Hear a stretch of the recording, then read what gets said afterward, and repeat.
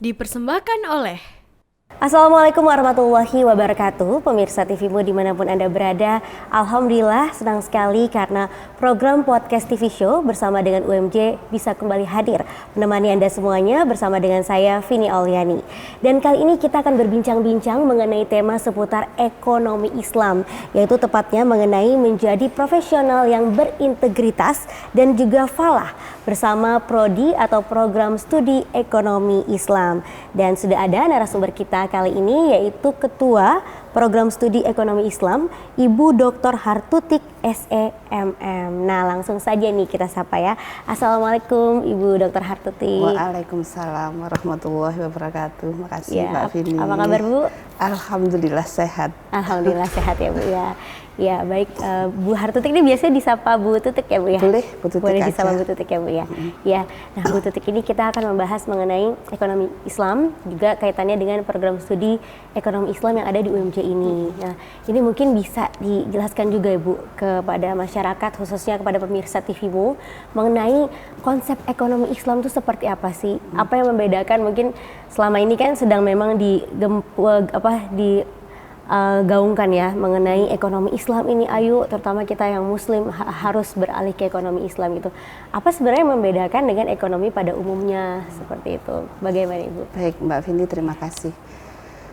Jadi ekonomi Islam itu secara keilmuan itu sama dengan ekonomi pada umumnya.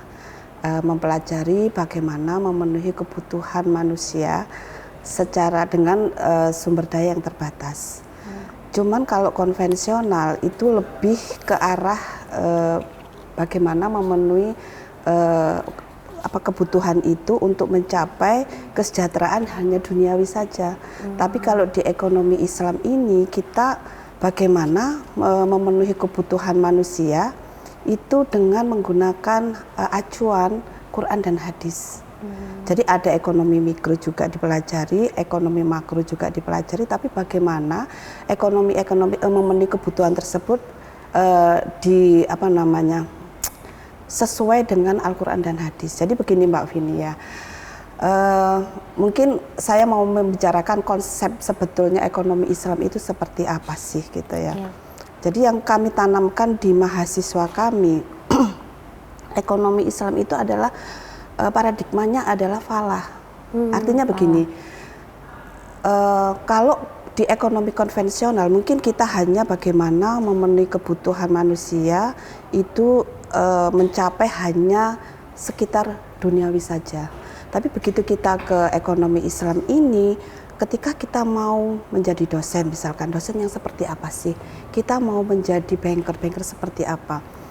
Kalau sekarang ini ada KPK, kalau sekarang ini ada CCTV, itu untuk apa? Untuk mengawasi orang, karena ada pikiran bahwasanya oh ini nanti akan terjadi kecurangan, maka menggunakan yang namanya CCTV. Oh ini ternyata ada penyelewengan, maka ada KPK.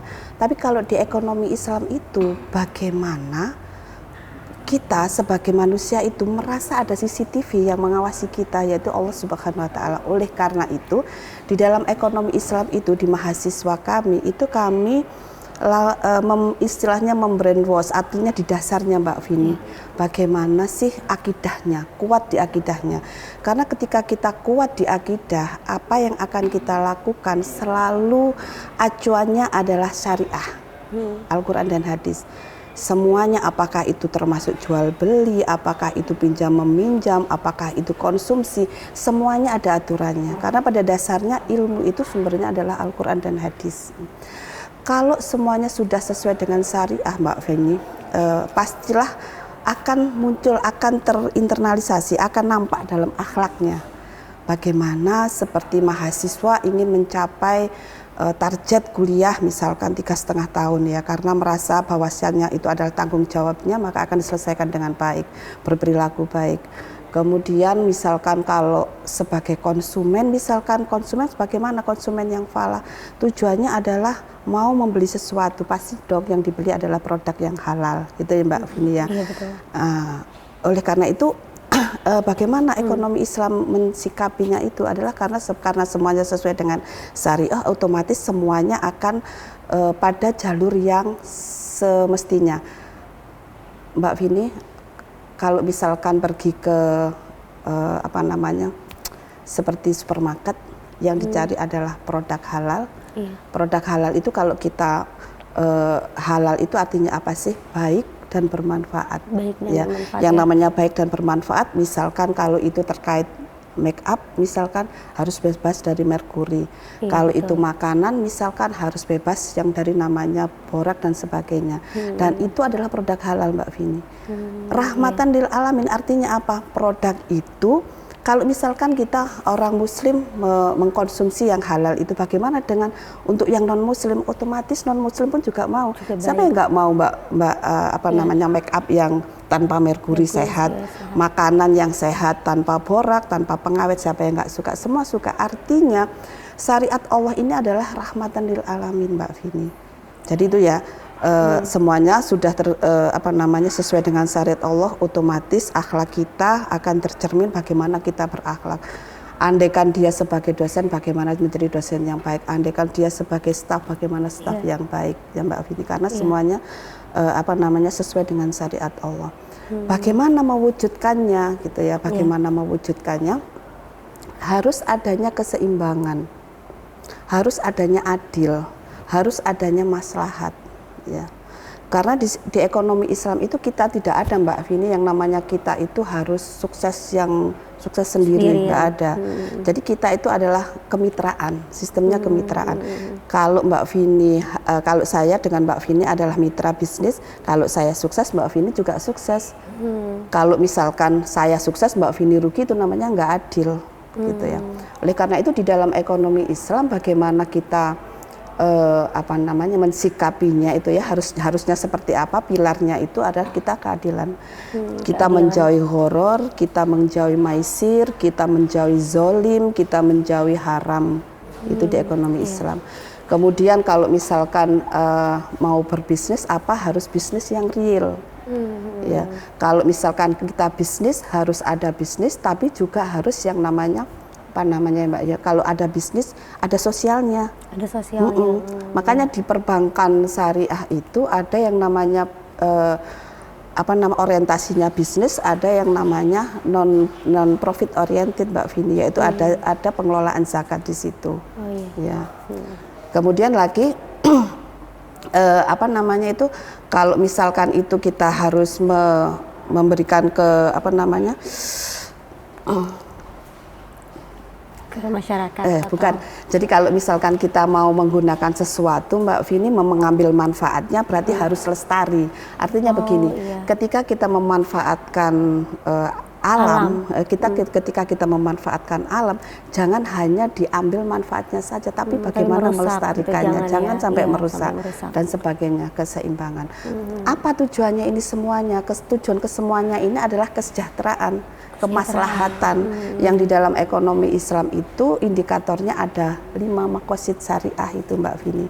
Apa itu, Bu? Ya. Sejahtera di dalam dia bisa menjalankan agamanya dengan baik, kemudian dia bisa sejahtera jiwanya, kemudian dia juga bisa sejahtera akalnya, kemudian keturunannya baik, kemudian terjaga juga yang namanya hartanya.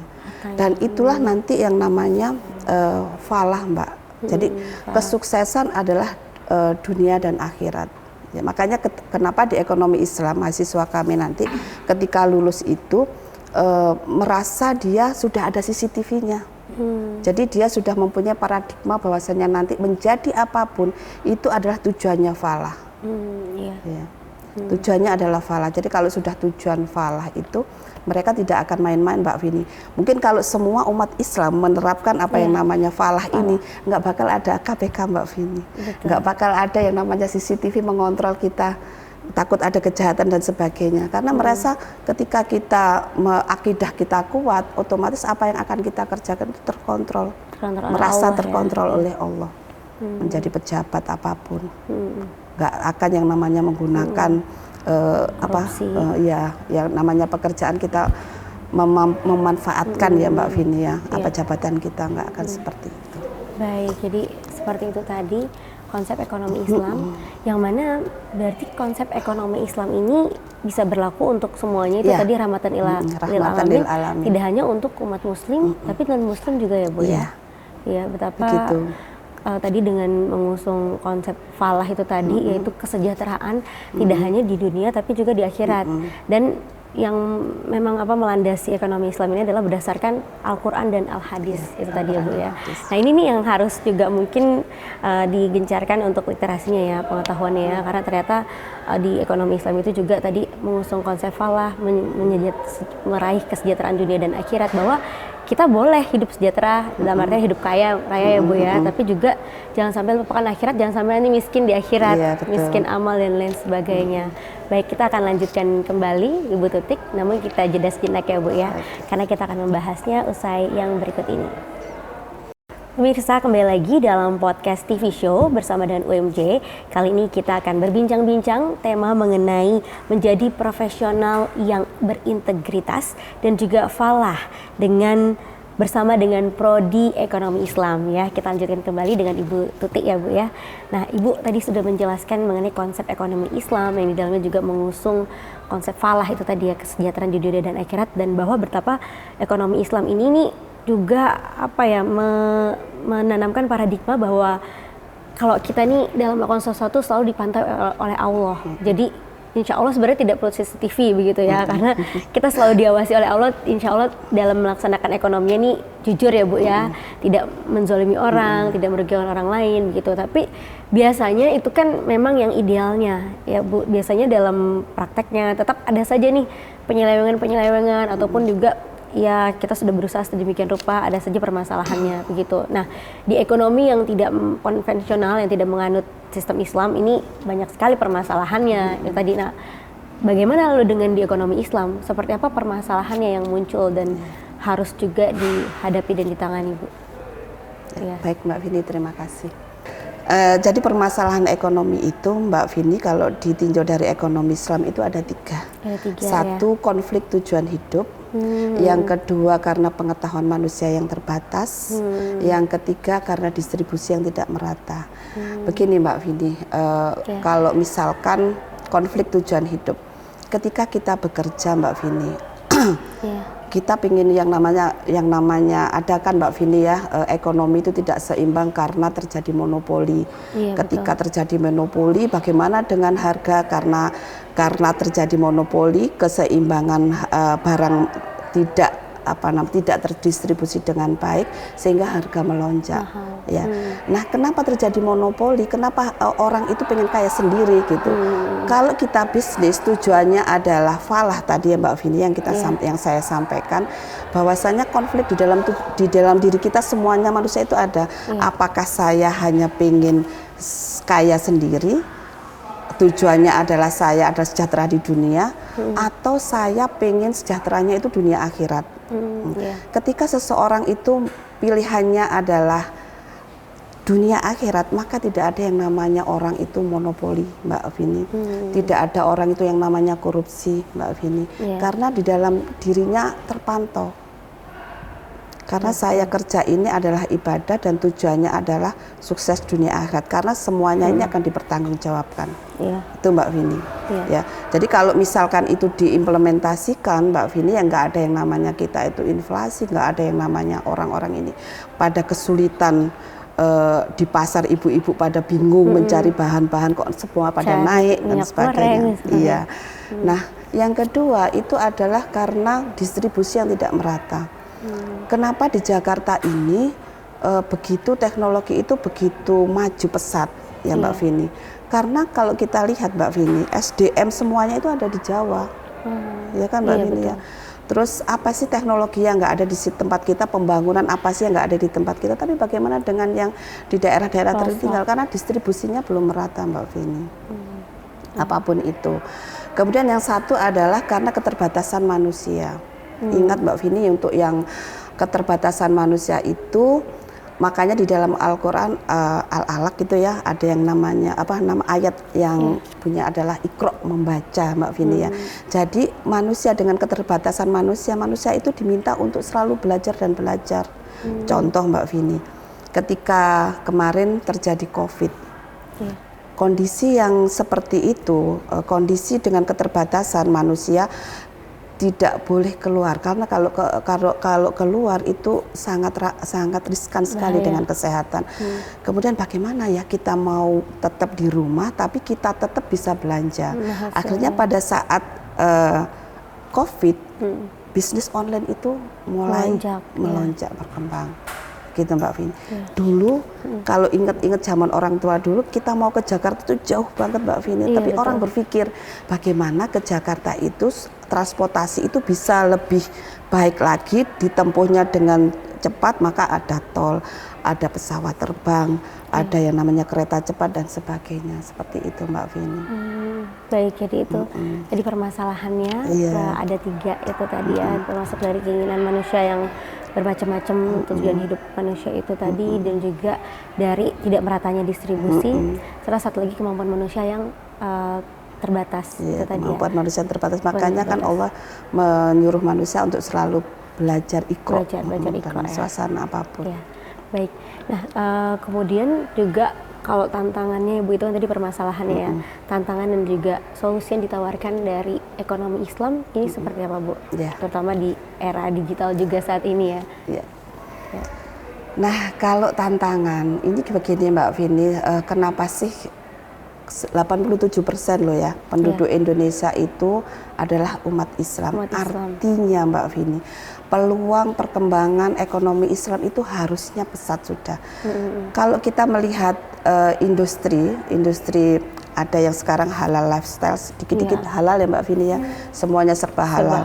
Pembiayaan halal, kemudian ada fashion itu yang fashion halal, ada hotel atau hotel halal, ada apa namanya itu untuk rekreasi ya, untuk traveling itu traveling halal, semuanya serba halal. Artinya pertumbuhan produk halal di Indonesia itu sebetulnya berkembang dengan pesat.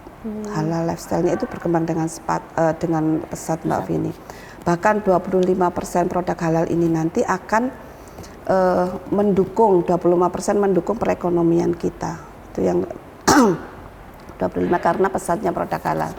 Nah, sebetulnya tantangannya apa? Nah, ini yang menjadi tantangan termasuk nanti PR dari Prodi Ekonomi Islam, bagaimana membumikan ekonomi Islam ini, bagaimana membuat masyarakat ini lebih paham lagi dengan ekonomi Islam Mbak Vini. Sebetulnya kalau kita ngomong aja terkait dengan ini peluangnya ya Mbak Vini ya. Kenapa sih masyarakat, pernah nggak Mbak Vini mendengarkan begini?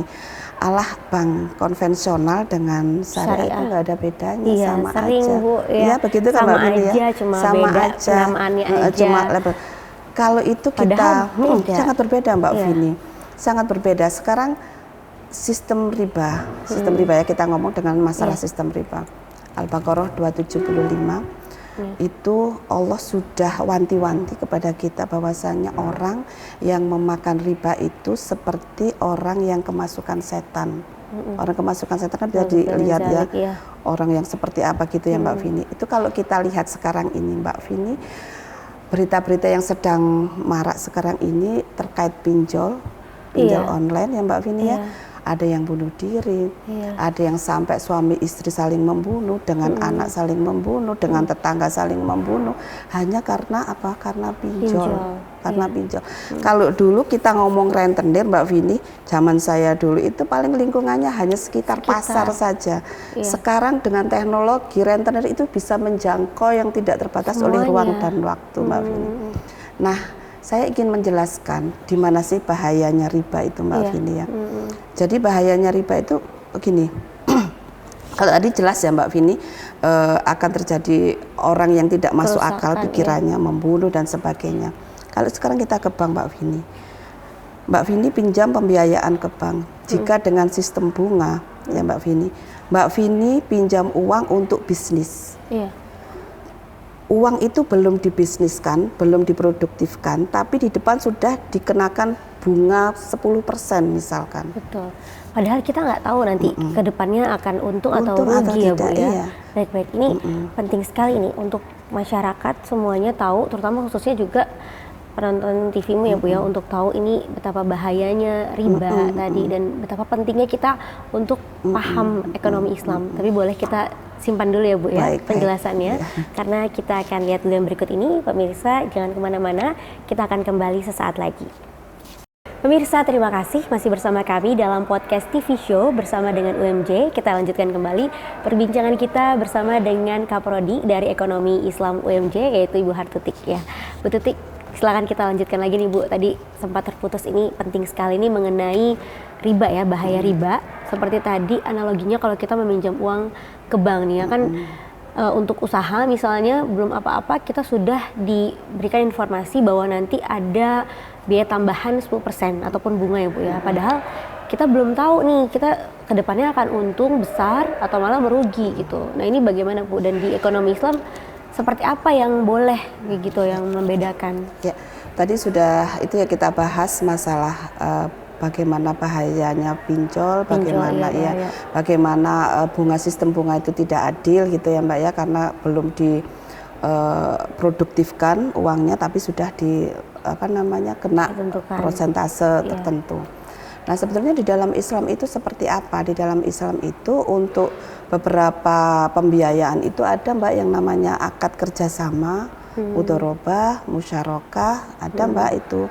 Jadi kalau misalkan mudharabah itu sistemnya begini, kalau saya dengan Mbak Vini nih ya, Mbak Vini pembiayaan karena Mbak saya sebagai sohibul mal, saya punya uang, saya punya dana, Mbak Vini hanya punya keahlian, maka uang saya serahkan ke Mbak Vini, itu mudharabah ya Mbak ya, uang saya serahkan ke Mbak Vini untuk Mbak Vini puter atau buat bisnis, nanti bagi hasilnya sesuai dengan kesepakatan berapa.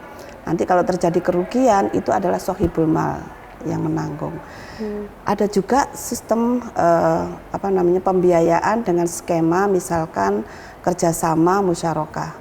Mbak Vini setor dana, saya setor dana, kemudian langsung dilakukan di situ untuk usaha dan sebagainya, nanti berapa bagi hasilnya, berapa nanti bagi ruginya itu nanti kita sepakati, itu bisa Mbak. Nah ada lagi kalau misalkan kita di bank kan sering ya Mbak ya kita melakukan pembiayaan untuk rumah, untuk konsumtif ya Mbak ya, untuk rumah, untuk mobil, untuk itu pakai akad apa. Di Islam juga memberikan nama solusi dengan akad yang namanya murabahah Mbak, jual beli. Jadi bank itu memberikan seperti akad jual beli, berapa yang harus kita angsur, pokok ditambah dengan margin, kemudian itulah nanti akan kita angsur. Jadi sesuai sudah kita membeli rumah, membeli mobil, udah tahu Mbak itu nanti kita angsurannya berapa. Dan tetap boleh ada marginnya Bu ya, untuk yang cicilan ya, yang namanya untuk usaha harus ada margin. Dan ketika kita di konvensional Mbak, akan kadang itu kita ngangsur Mbak, sudah ngangsur perasaan itu sudah sering banget, nggak lunas Mbak. Tapi begitu mau dilunasi, loh kok pokok saya masih banyak aja, padahal perasaan kan sudah bayar ya Mbak ya, mengangsur sudah berkali-kali. Itulah Mbak. Atau bunga berbunga bisa jadi ya Bu ya. Nah untuk saya ingin menambah lagi Mbak, untuk yang pemirsa mungkin ya yang terkait dengan pinjol, itu hati-hati banget. Biasanya yang kena itu adalah yang usaha atau pengusaha kecil yang tidak bankable, artinya dia mau pinjam ke bank itu tapi susah Mbak karena persyaratannya nggak memenuhi gitu ya, makanya dia ambil jalan pintas ke pinjol. Sebetulnya ada solusi, ini juga mungkin masyarakat belum tahu, ada yang namanya financial teknologi Mbak, fintech syariah. Fintech syariah. Jadi bisa pembiayaan, bisa investasi melalui yang namanya fintech syariah, dan itu diawasi oleh OJK. Baik, nah itu udah ketemu solusinya. Jadi sebenarnya konsep tolong menolong itu juga ada di ekonomi Islam, dan itu lebih aman untuk kedua belah pihak ya Bu ya, baik bagi pihak yang membutuhkan jasa ataupun dana tersebut, ataupun pihak yang memberikan dana itu tadi ya. Dan tidak ada konsep zalim di dalamnya Bu ya, tidak saling menzalimi, ada keadilan juga di dalamnya.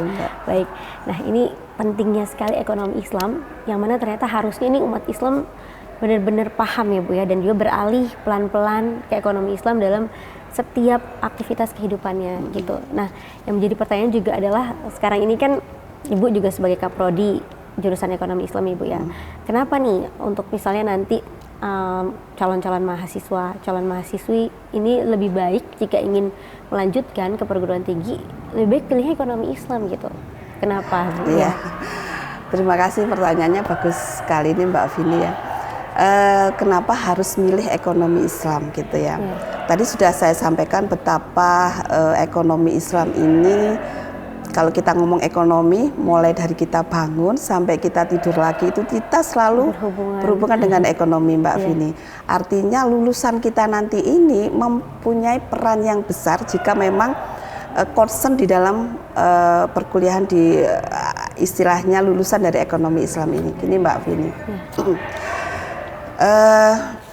Di prodi ekonomi Islam ini Mbak Vini, kami satu tadi ya, tujuan dari paling tidak tujuan dari prodi ekonomi Islam ini bagaimana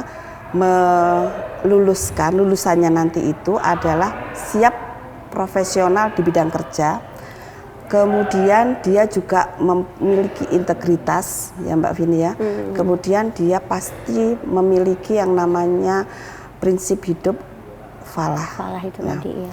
Di prodi ekonomi Islam ini Mbak Vini, yang rata-rata masyarakat itu bingung.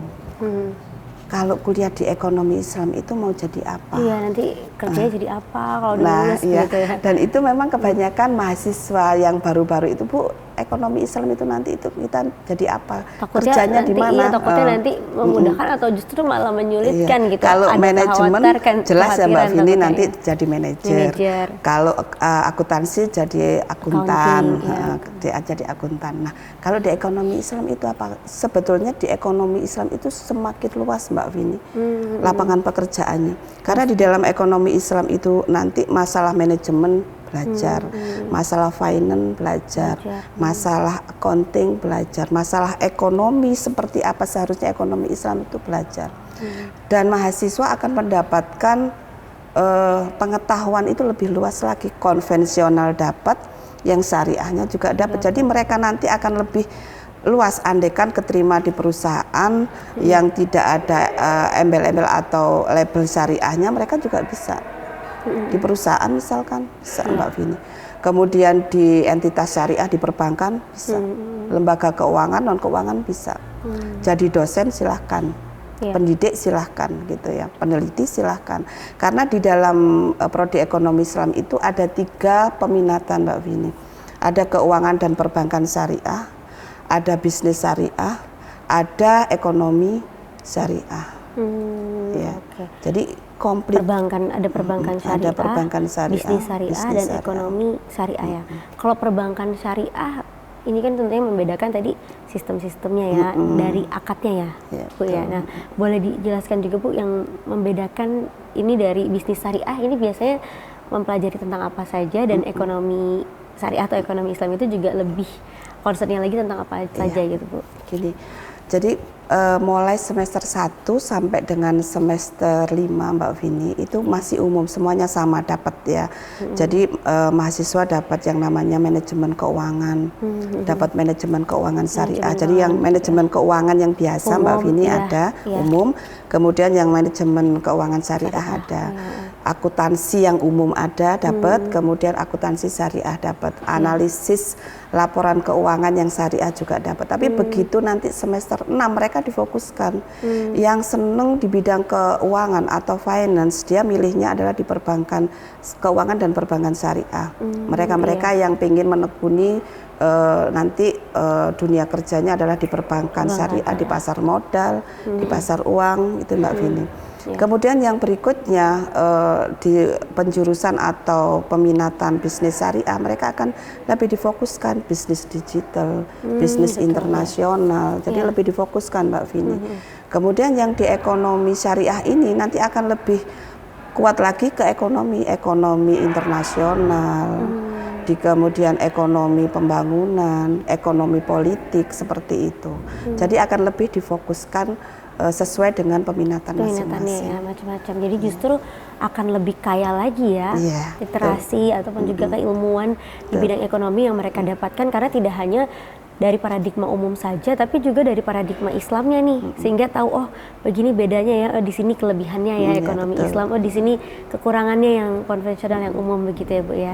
Baik, nah lalu juga bagaimana kaitannya nih UMJ, terutama Fakultas Ekonomi dan Bisnis dan khususnya lagi prodi ekonomi Islam ya Bu ya, untuk bisa melahirkan itu tadi SDM di bidang ekonomi Islam yang mumpuni. Apa saja nih yang dilakukan, apa program-program yang menunjang, misalnya fasilitas, apa saja begitu. Namun simpan dulu ya Bu ya, karena kita akan lanjutkan, namun kita jeda sejenak untuk kita lihat pesan-pesan yang berikut ini.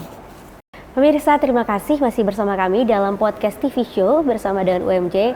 Kita membahas mengenai menjadi profesional yang berintegritas dan falah bersama dengan Prodi Ekonomi Islam bersama dengan Ibu Tuti. Ya, kita lanjutkan kembali nih Bu Tuti. Jadi apa nih kira-kira upaya yang dilakukan dari jurusan Ekonomi Islam UMJ untuk bisa tuh menghasilkan SDM yang mumpuni gitu? Apa program yang dijalankan ataupun ditawarkan juga, dan juga fasilitas yang ada di program studi ini? Ya, terima kasih Mbak Vini. Jadi tadi kan terkait fasilitas kami, insya Allah Mbak, gedung perkuliahan nyaman dan sebagainya. Kemudian kami juga untuk membuat mahasiswa kami atau lulusan kami siap kerja, kami juga melengkapi dengan 8 lab, macam-macam lab. Ya, ada bahasa Inggris, ada lab komputer, kemudian ada lab bahasa Arab, kemudian perbankan, BIT. Kemarin itu mahasiswa kami yang magang sempat menyampaikan bahwasanya lab mini banknya di UMJ itu sesuai banget dengan apa yang ada di lapangan. Jadi alhamdulillah Mbak, insya Allah lab-lab mahasiswa kami nanti lulus itu sudah profesional ya, sudah siap kerja. Ya, jadi selain dia sudah mumpuni ya, falah ya Mbak ya tadi ya, akidahnya kuat, akhlaknya insya Allah, dan dia akan profesional karena banyak lab-lab yang dia sudah peroleh. kuasai. Iya.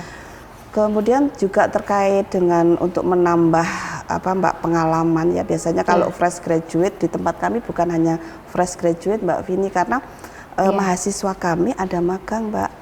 Selain difasilitasi oleh pemerintah melalui MPKM ya Mbak Vini ya, ada juga magang yang kewajiban magang bagi mahasiswa kami di perusahaan-perusahaan, di entitas syariah, di perbankan syariah, di perusahaan baik lembaga keuangan non-bank. Mahasiswa kami mendapatkan pengetahuan itu, ada yang di kementerian, Kementerian Keuangan kemarin ya. Ada seperti itu. Jadi alhamdulillah yang bisnis juga demikian. Jadi insya Allah lulusan Prodi Ekonomi Islam ini Mbak Vini sudah paket lengkap. Paket lengkap ya Bu ya. Juga begini Mbak Vini, untuk orang tua mungkin ya menguliahkan anaknya, memilih jurusan Ekonomi Islam ini, insya Allah tidak akan menyesal. Biasanya saya nih orang tua Mbak Vini pengennya kalau anak saya kuliah itu jangan sampai yang namanya agamanya itu menurun. Iya.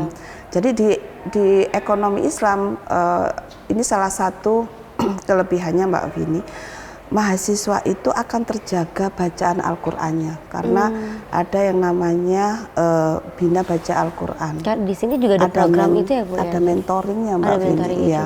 Ada mentoringnya. Ada yang mahasiswa kami sampai hafal 30 juz. Mungkin kalau masuk di perguruan tinggi yang umum ya Mbak Vini ya, itu nggak akan terpantau lagi, nggak akan termanage lagi. Tapi di sini yang sudah hafal, misalkan punya hafalan 30, 15 juz, itu akan terjaga. Sedangkan yang tidak mampu membaca Al-Quran, dia akan insya Allah begitu lulus dia akan mampu baca Al-Quran. Itu masuk dalam program dalam mata kuliah atau memang program di luar mata kuliah, bagaimana? Ya gini, jadi baca Quran itu program tersendiri, program dari AIK Mbak Vini.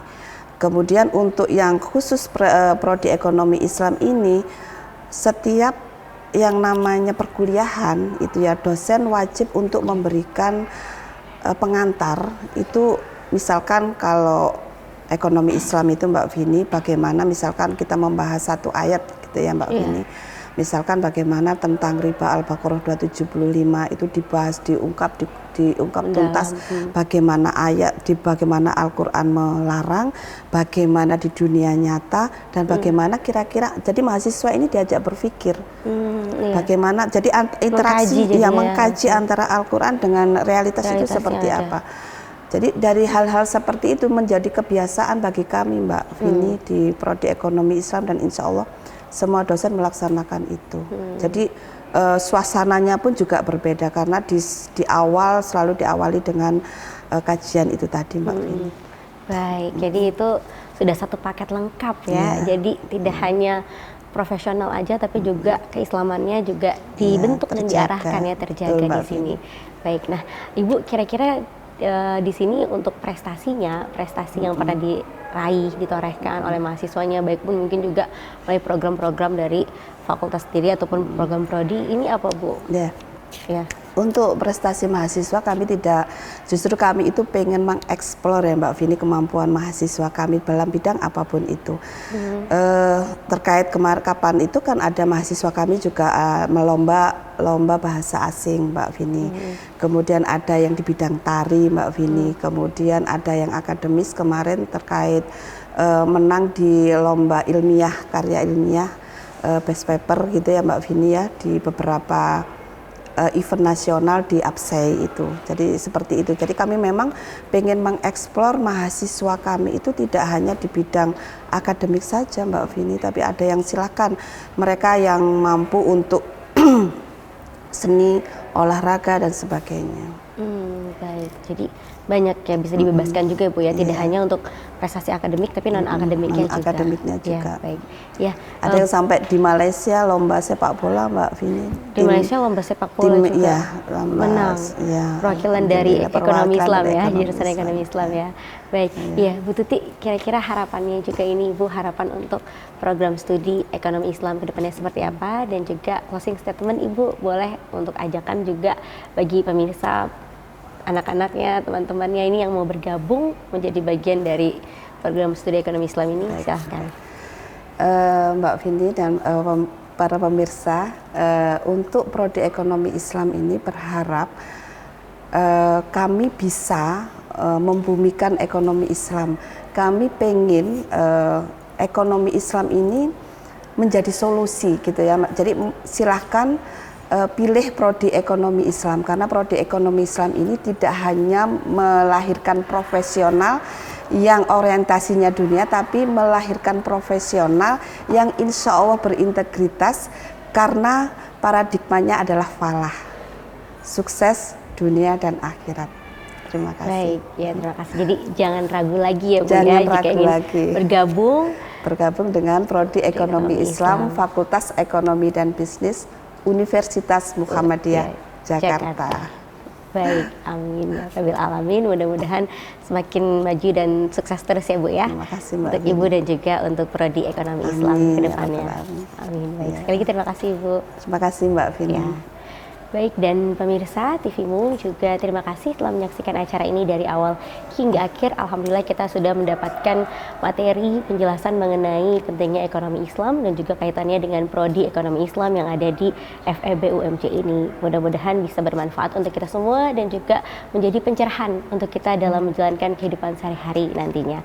Amin. Dan pemirsa, saya Vini Auliani juga bersama dengan narasumber kita yaitu Ibu Tuti serta seluruh kerabat kerja yang bertugas. Kami mohon pamit undur diri pemirsa. Jangan lupa untuk saksikan podcast TV Show hanya di TV Muhammadiyah. Nasrun minallah wa fatun qarib wa basirul mukminin. Wassalamualaikum warahmatullahi wabarakatuh.